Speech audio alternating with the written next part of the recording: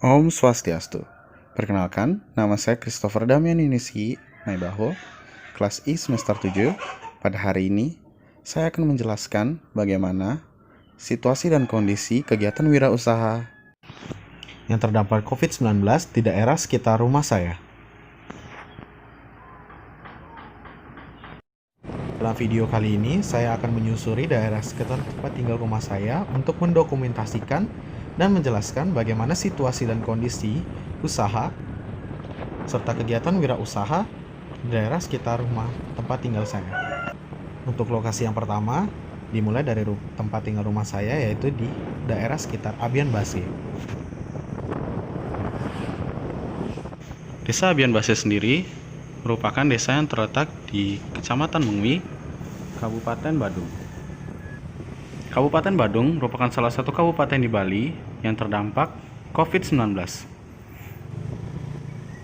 Dan sekarang saya akan mendokumentasikan bagaimana usaha-usaha yang masih berjalan di dalam era COVID-19 di malam hari.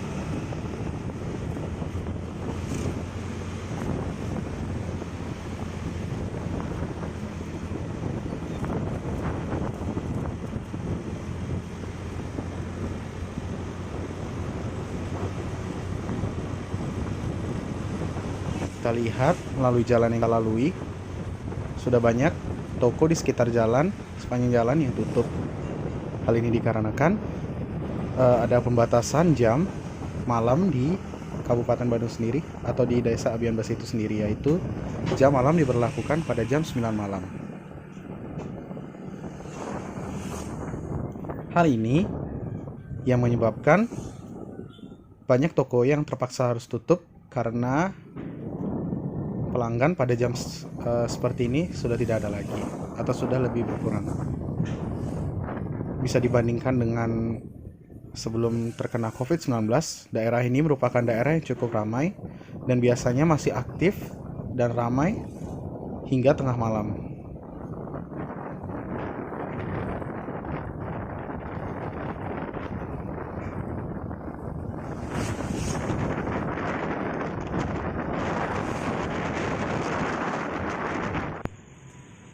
Berikut ini merupakan salah satu usaha yang dapat saya rekam pada daerah Abian Base. Toko ini merupakan toko kecil yang dimiliki oleh Bapak Syamsuddin.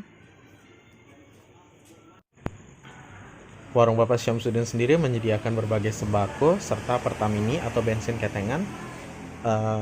Diakui sendiri oleh Bapak Syamsuddin bahwa penjualannya cukup menurun dikarenakan pembeli jarang ada yang datang, terkhususnya di malam hari.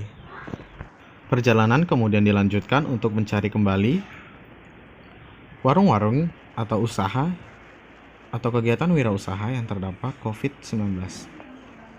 Jadi bisa dilihat di sini masih di daerah sekitaran Abian Base, warung serta usaha dagang sudah banyak yang tutup, walaupun waktu menunjukkan belum cukup malam ya.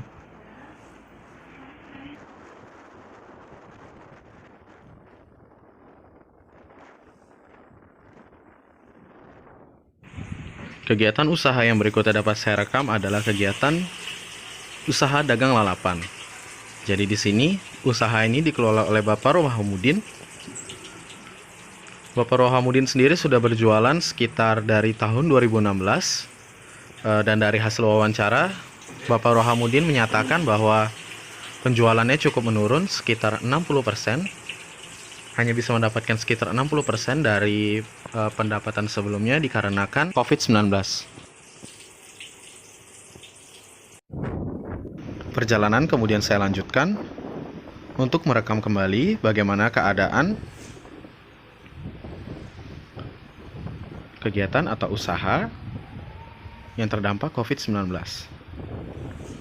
Bisa dilihat di sini masih banyak toko-toko yang sudah tutup dan tidak terlalu ramai. Hanya segelintir, hanya beberapa seperti toko-toko makanan saja yang masih buka.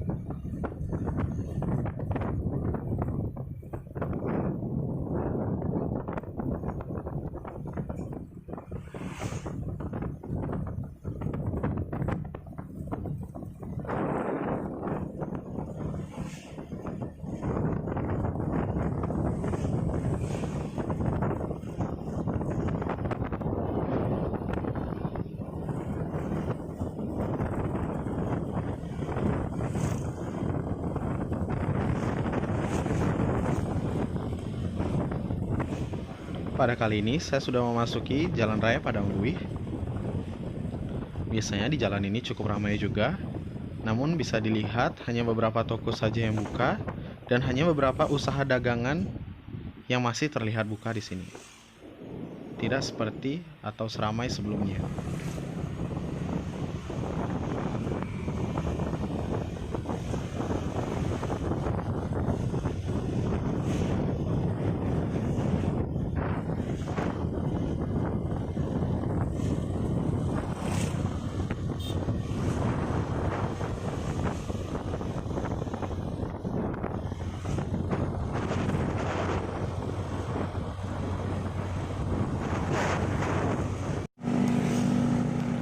Baik, pada saat ini saya sudah memasuki Desa Dalung atau Dalung Permai.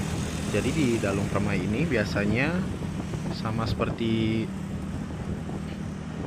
daerah-daerah ramai sebelumnya. Jadi daerah ini merupakan daerah yang ramai penduduk atau padat penduduk.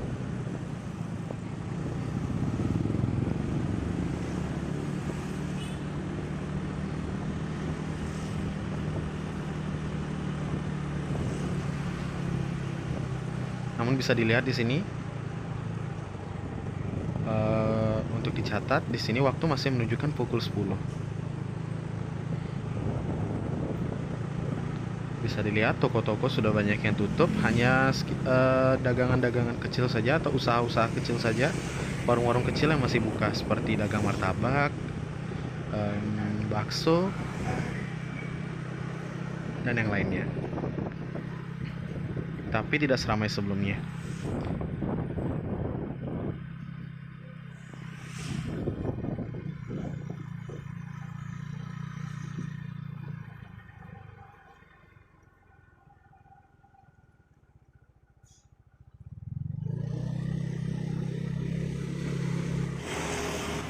Dan tempat berikutnya atau tempat usaha yang dapat saya dokumentasikan berikutnya adalah usaha dagang martabak dan terang bulan.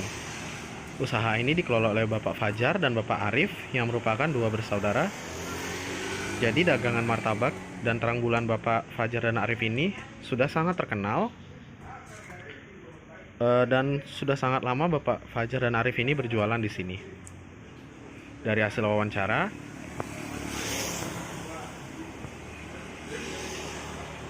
penjualan mereka diakui cukup menurun, namun pesanan tetap banyak yang datang, walaupun tidak sebanyak sebelumnya.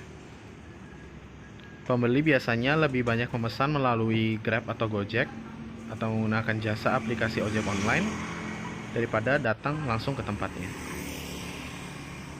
Perlu diakui mereka juga menurunkan harga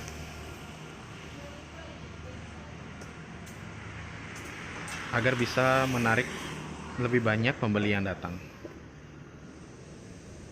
Hal ini diakui mereka dikarenakan juga pendapatan masyarakat akan menurun, sehingga daya beli masyarakat juga pasti akan menurun.